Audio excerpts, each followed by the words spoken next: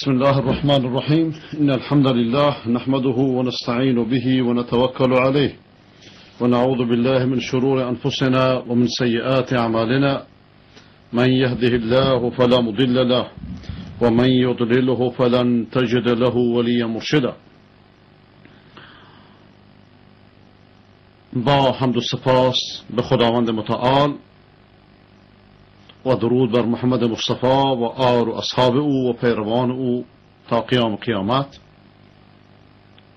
و درود خداوند بر همه پیامبران راستین و رهروان راستینشان و با عرض سلام و ادب به شما بینندگان و شنوندگان ارجمند از خواهران و برادران در سراسر جهان.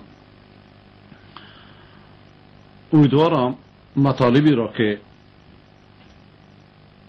شنیدید برای شما مفید بوده باشه و بقیه وقت رو بنده سعی میکنم که به ایمیل ها و تلفن های شما اختصاص بدم که البته تلفن رو طبق معمول سر وقتش باز میکنم، اما الان فقط عرض به خدمت شما سعی میکنم که ایمیل هاتون رو بخونم.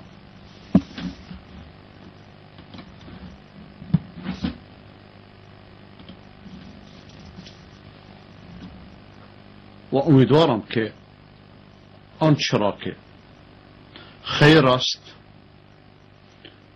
برای نفع دین و دنیای من شماست خداوند بر زبان بنده جاری کند و بر قلب بنده و فکر بنده و به ما و شما همه توفیق نیک شنیدن و نیک عمل کردن را بدهد.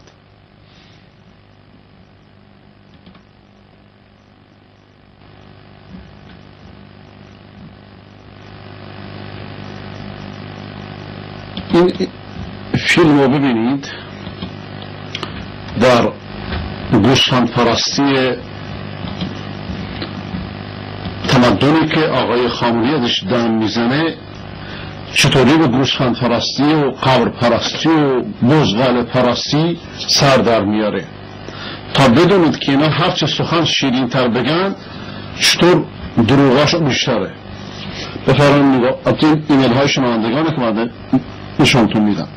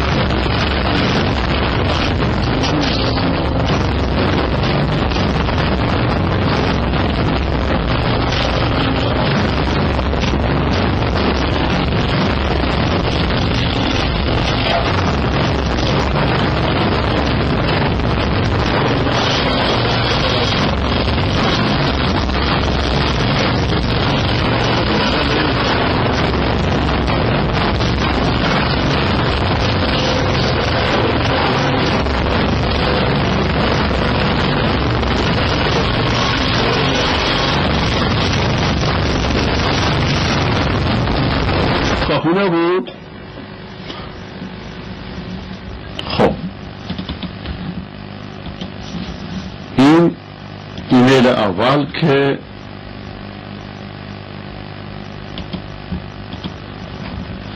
ایمیل دوم. با سلام، یوسف را می شناختم، در زمان خاتمی اعدام شد، از بلوچ‌هاست البته، ولی دوستی داشتم به نام واحد نوتیزهی فرزند مولا موسی که در سن 16 سالگی گرفته بودنش. در آن زمان کسی آقای ریگی رو نمی شناخت و درست 5 سال بعد از اولین حمله آقای ریگی به تاسکی یعنی 2-3 هفته بعد از عملیات ریگی، بعد از 5 سال زندان بودن به جرم دست داشتن با گروه ریگی اعدام شد. بله عدل علویونشون بدن آقا. تمدن رافضیگری. بله مگه مجاهدین خلق همین کار نکردن با خود شیعیان؟ مجاهدین خلق دیگه سنی نیستن. بعد از اینکه حکماشون رو داده بودن و تو زندان ها داشتن میگفتن یک شبه برو 10,000 نفر رو چند در ظرف شب اعدام کن. بله شوخی ندارن آقا. این تمدن سرخه، تمدن لنینی، البته مذهب لنین در لفافه آل بیت. سلام آقای مولازاد. یه ایمیل دیگه. همانطور که شما گفته بودید که اگر موضوع مهمی بود با ایمیل به من خبر بدهید. بله، هر موضوع دردناک یا کشف سر که به نفع جامعه باشه یا دردهایی که جایی گفته نمیشه اینا رو بفرستید. امیدوارم که بتونیم نشر کنیم. گردش معلومات بهترین راه بیداری جامعه.